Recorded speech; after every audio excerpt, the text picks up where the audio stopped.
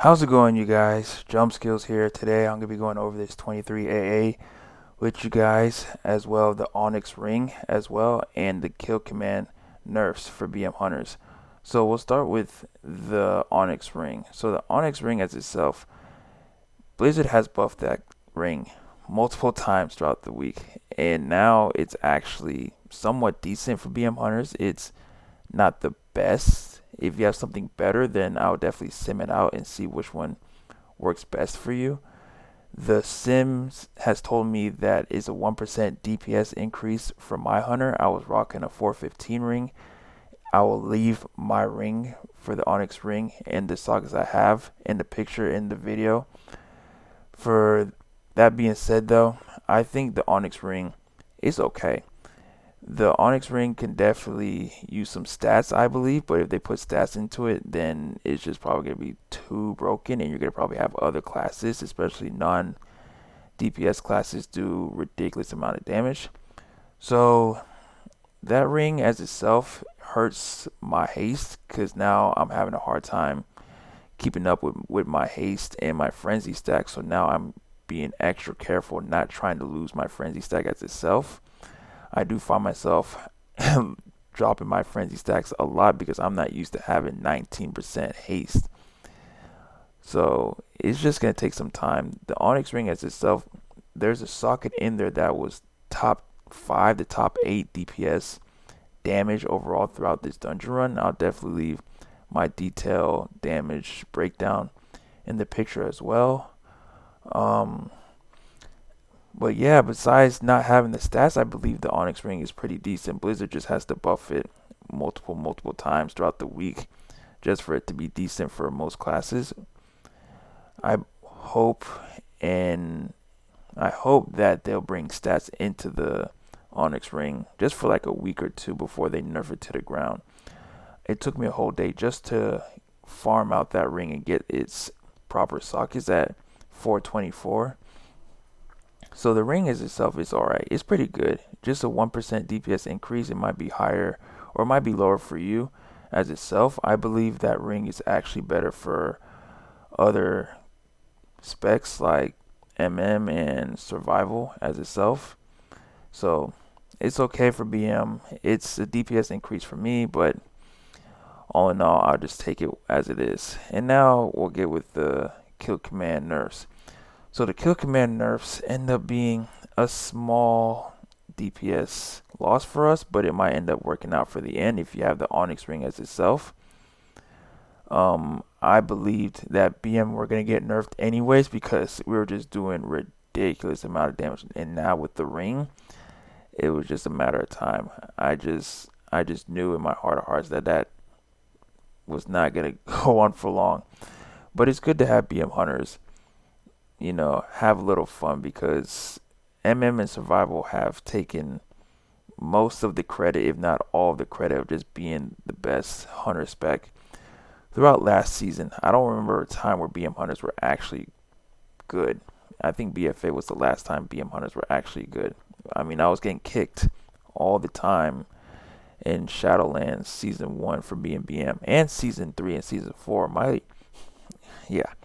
My ignore list was very long throughout Shadowlands because people were just kicking me for being BM, and not being survival at all. So, and MM and survival definitely got hit with that nerf bat as well. So, all in all, it's just what it is. Blizzard just didn't think it was right for us to be that broken. And yeah. Anyways, though, let's get back to this video. So throughout the dungeon run, I only had one death in this dungeon run. I died to the bridge after Vex because we didn't have enough kicks, and I got destroyed by these casts, man. It was bad. It was rough, but we still timed the key. I found these groups. I found these players earlier in the day, and they were looking for a lust DPS, and they were pushing 24s and 23s.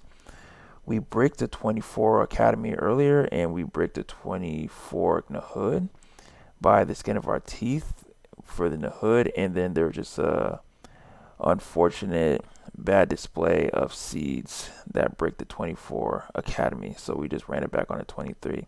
These guys are really good players, I believe. Tank was really good, healer was really good, DPS were really good as well.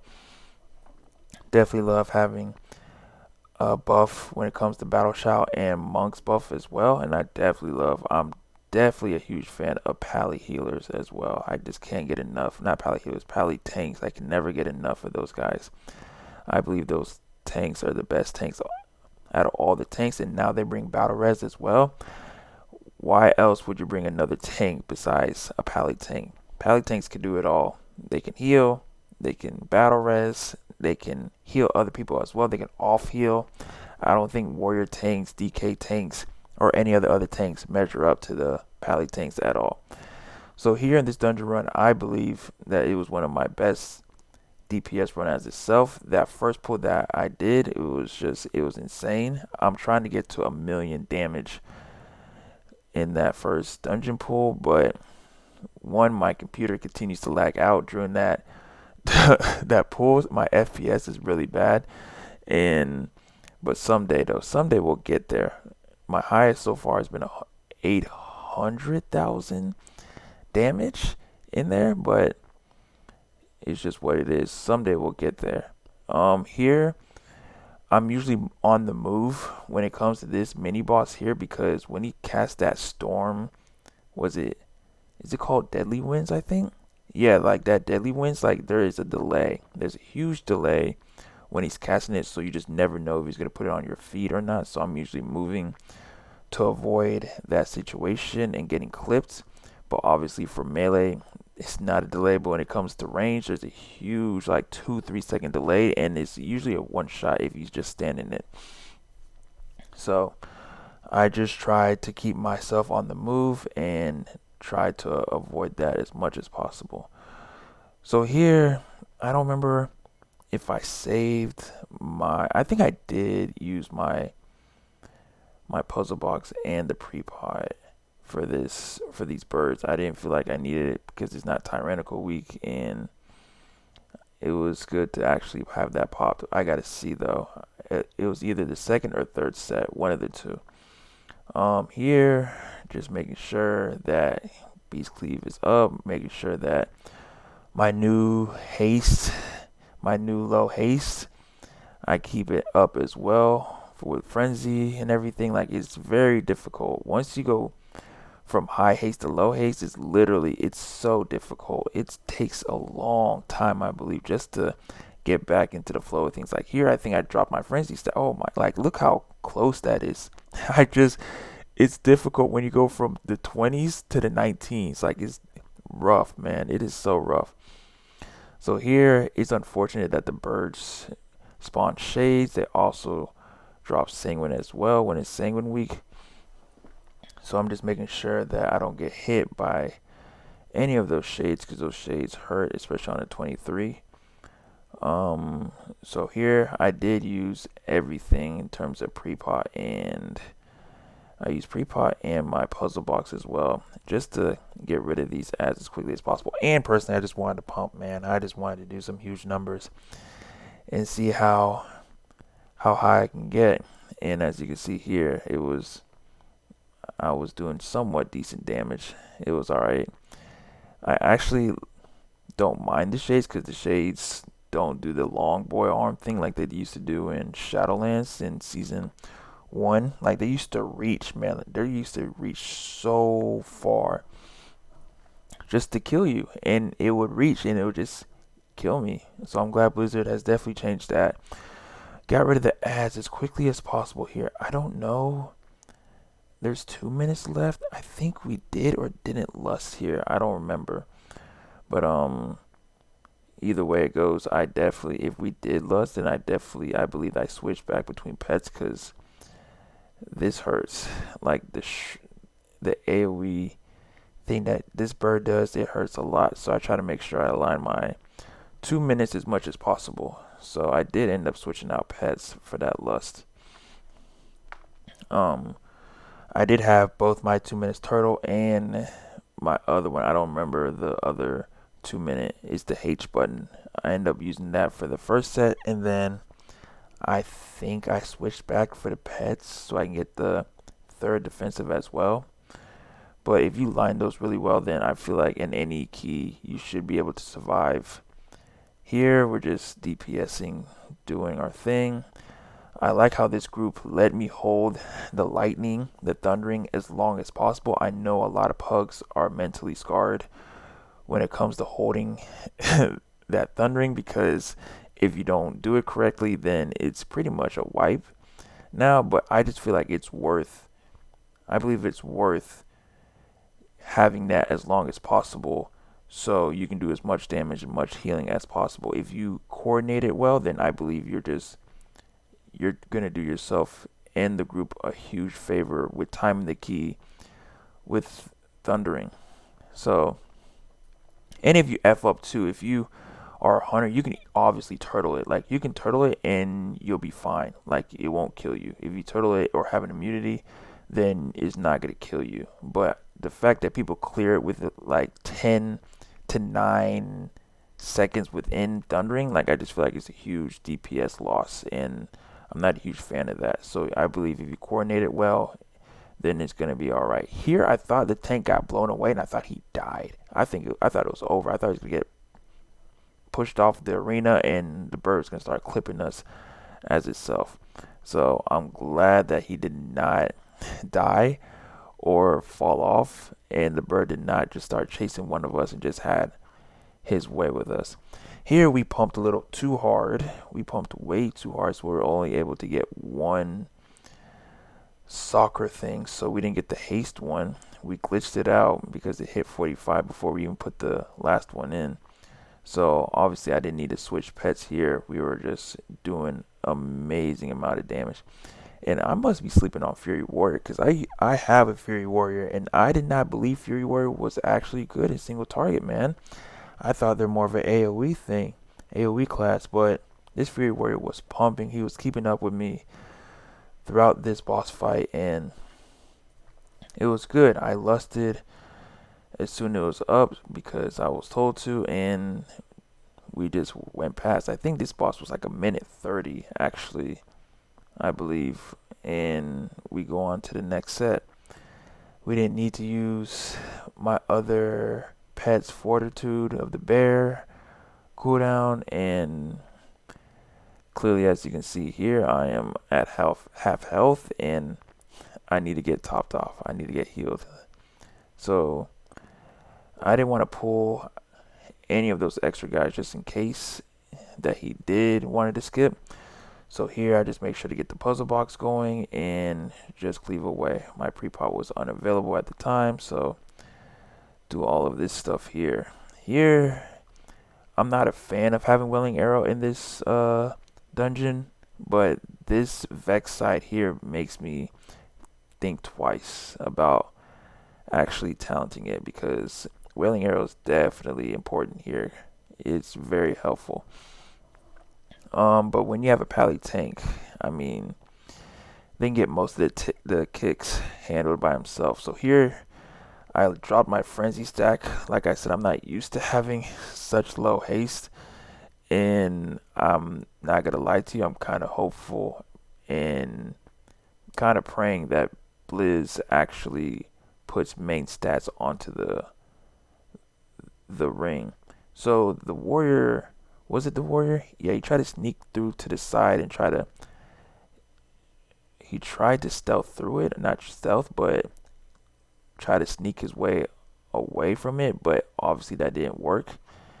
And we end up pulling this extra ad that we did not want, and I end up shooting because it's just a habit of mine. Like, I just end up following. If ads are pulled, then I just automatically like, okay, we're just on to the next set of ads. Like, I want to get to the ads as quickly as possible and do crazy amount of damage. So unfortunately he pulled, but it's okay, we were able to recover it. He got battle rest, and we're just getting rid of this ad. The shade is clearly trying to take me out, and I definitely appreciate the healer being the furthest one to get ambushed, because it's a DPS loss for me if I end up having to hide from the ambush and just playing LOS, hide and go seek with the guy. So, and I can't obviously feign every single one because it's just it the ambush comes back way too quickly. So obviously you saw two shades coming after me, and we're just trying to make sure that this Ravager Big Bird thing just dies as quickly as possible before we go on to the next set, because this battle axe starts hurting.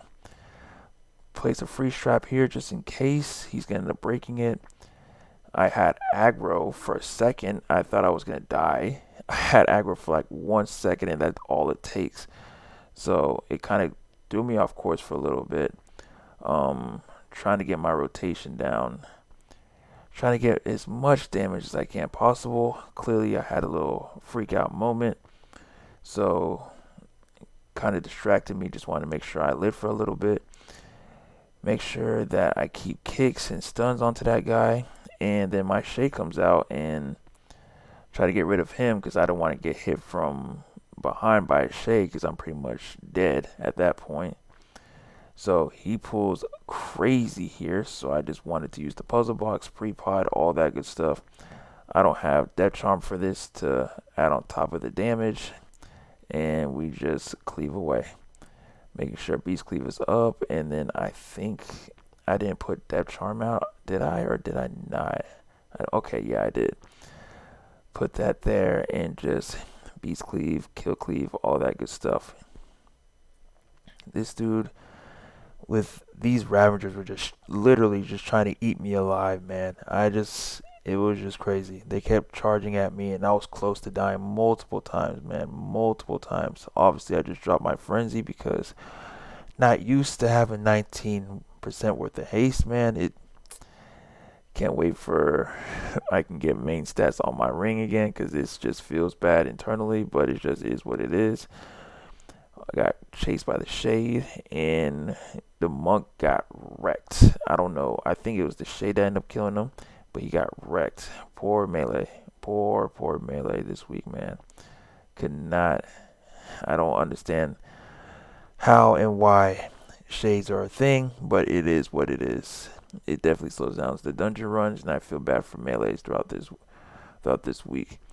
So the ambush always came after me, and I fainted just in time before he charges at me, and I wanted to get rid of my Shade.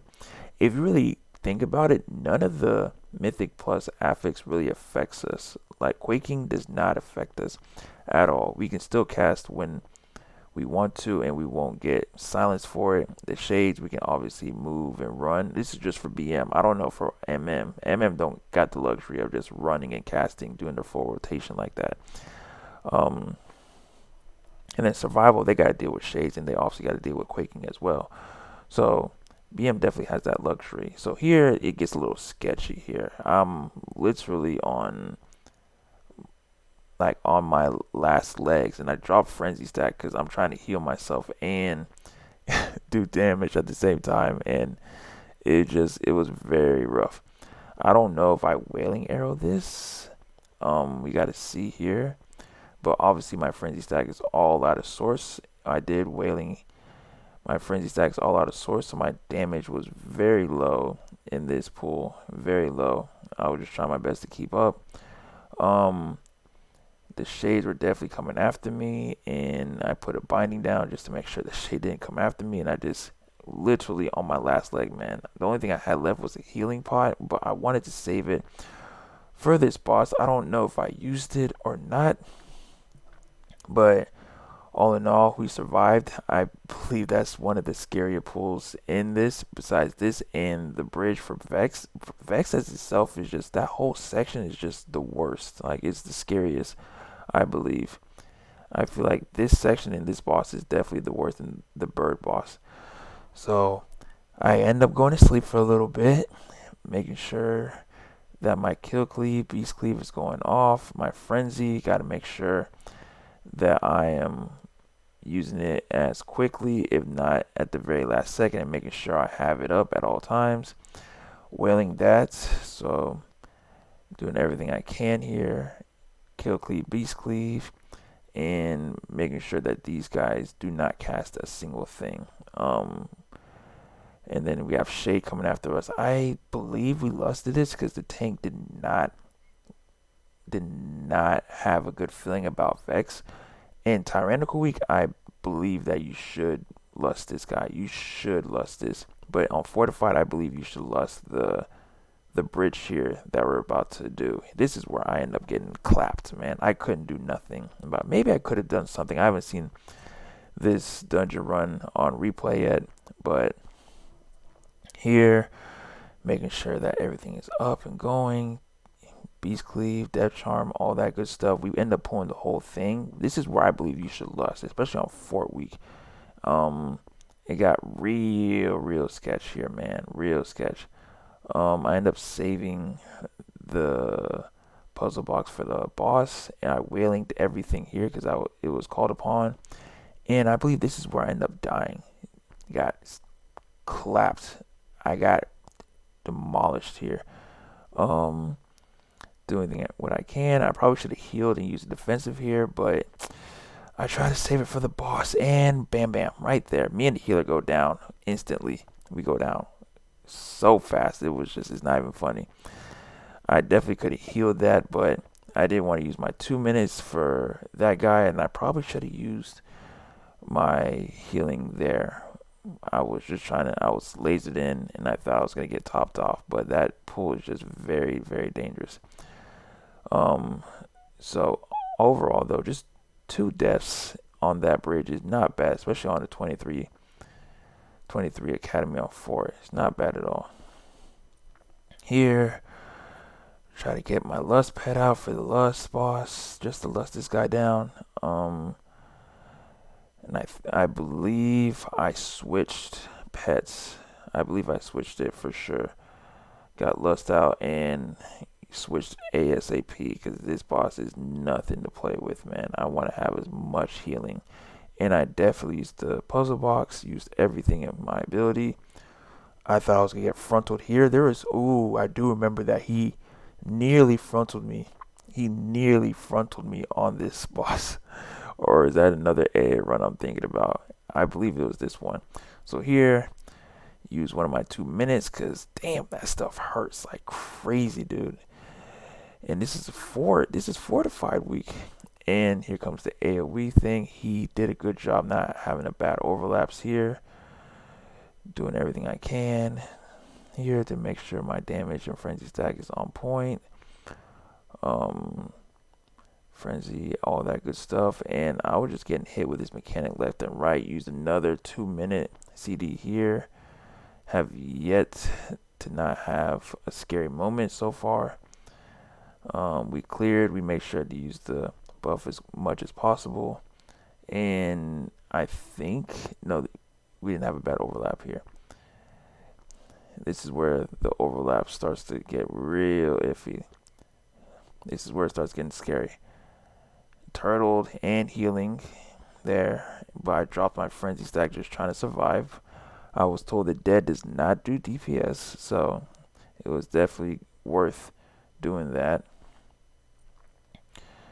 Making sure that those bombs don't hit the boss, and I get hit with another mana bomb. So here, this is where I use the health potion because, as you can see, I didn't have nothing in my disposal. Literally nothing. And even the tank and the healer's like, I got nothing for you. Jump, you're on your own. And I was like, oh well, damn. If I'm gonna go down, then I guess I might as well go down swinging, you know. So overall, it was good. It was definitely a scary moment there, but I wanted to switch. I think I did switch actually. Switch to mastery because why not? There's nothing in here that would have killed me except if there was a bad overlaps for the bomb for the last boss here, but I said why not get the mastery? I wanted to see how the mastery was at the end. I probably should have got haste if I was being honest with you, but it is what it is. So here, just cleave down. I'm no longer on lust duty because we're not going to have lust at all for this boss. Just cleave, cleave, cleave. This warrior is doing amazing damage. He literally was doing twice my damage, and it was smooth, man. It was really smooth. I'm not familiar with the stairs mechanic as a range or a melee, so I just try my best to know my role and just stay in the back and just do my DPS rotation here. Making sure that gotta make sure Beast Cleave is up at all times. And the funny thing about Shades is that this damage encounter should have been over once those boss, well, not the boss, the ads in, but since Shades are out, the damage meter continues, and I think we're just waiting for a bad pad to go by, and then we're just gonna go right down the middle and get the last pad at the door. So once this bad pad goes around, I think, yeah, I definitely use camo because I don't trust my pets, man. I do not trust my pets to not pull extra ads, man. I've been there, done that way too many times. Make sure we're up to 3. Beast Cleave, Kill Command, all that good stuff. Make sure all that stuff is good and ready to go. And then he had the Mana Bomb, definitely bring it next to the ads for an extra damage. I thought about using the puzzle box, and I was like, we're at boss, and the damage meter is what it is, so I might as well just save it for the boss here. So definitely got a little sketch there. I didn't feel comfortable going in there clearing, so the healer said I'll just do it for you. Make sure Beast Cleave, all that good stuff is good. I wanted to CC the Shades as quickly as possible so we can just ignore them and go straight into boss. So we go into boss, and I think, we had a scary moment here. I actually forgot about that. I think, yeah, we had a real scary moment. So this is why I believe you bring a Pally tank or Death Knight tank. But this here, the healer and the DPS went down, man. If we did not have a Pally tank or even a Blood DK tank or, a Guardian tank, Bear tank, I mean, you're not bringing up Guardian tank, no disrespect to those guys. And a key this magnitude, maybe not. I haven't seen a Guardian tank in this type of key. But if we did not have a tank battle res, then it would have been over. Plain and simple. If we had a warrior tank or demon hunter tank, it's over. This dungeon would have been a brick. So I don't remember. I think it was towards the end that we had those deaths. I did, like I said, I didn't watch the replay till now to see where those deaths occur, but it's either this one or the other dungeon that I did, but I'm confident that it was this dungeon run here.